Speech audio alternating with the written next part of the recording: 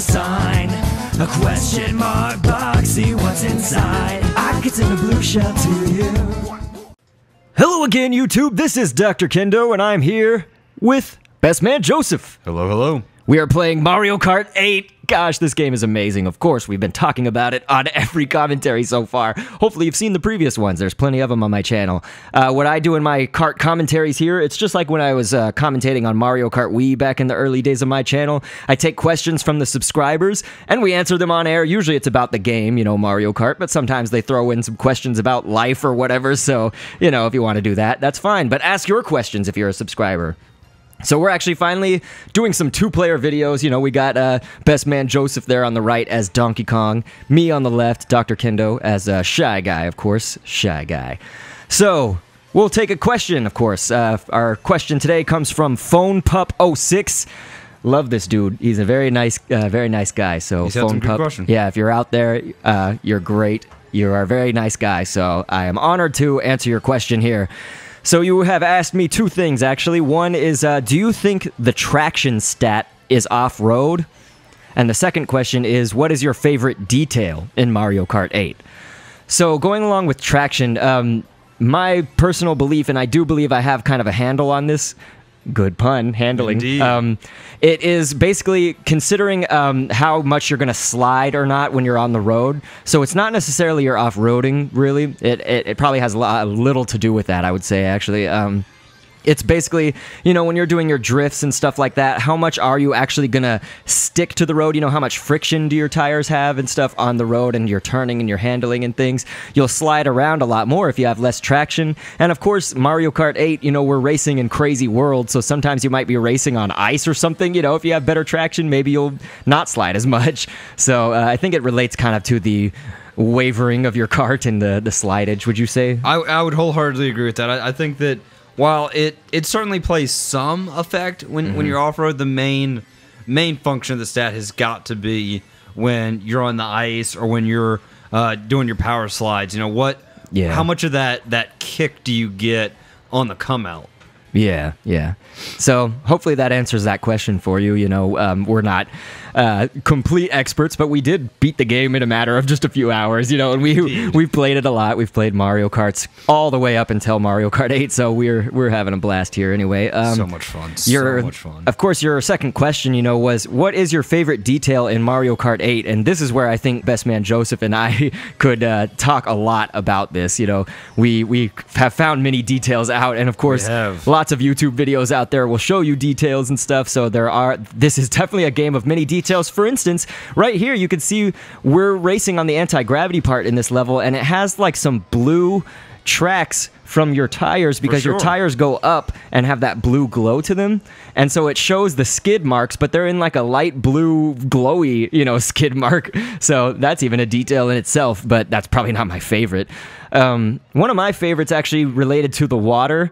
You know, one time Best Man Joseph was racing as Donkey Kong on one of the beaches, and you know, he went into the water, and when he got back out, the sun was shining on Donkey Kong's fur, and you could see that it was wet, and it looked like, you know, really legitimately like a real thing. You know, like the physics and the dripping and everything. It just looked, it was a good detail, the shine of the fur. I mean, the water beat it up real nice and just rolled right off the back of DK. You know, it was very realistic. Pretty cool. So that's one of them. I always, I'll let you talk after this. I always also liked the tires gathering dirt or snow. You know, when they're going on, depending on what track you're on. You know, so when you're in sand or when you're in the dirt and stuff, look at what your tires do. You know, quickly they'll get the dirt on them, but then when you go onto the normal road, it'll come off after a while. You know, it gets yeah. So it's I don't know that I noticed that. Pretty interesting to me. So yeah, that's I'll awesome. let you say some details or your favorite.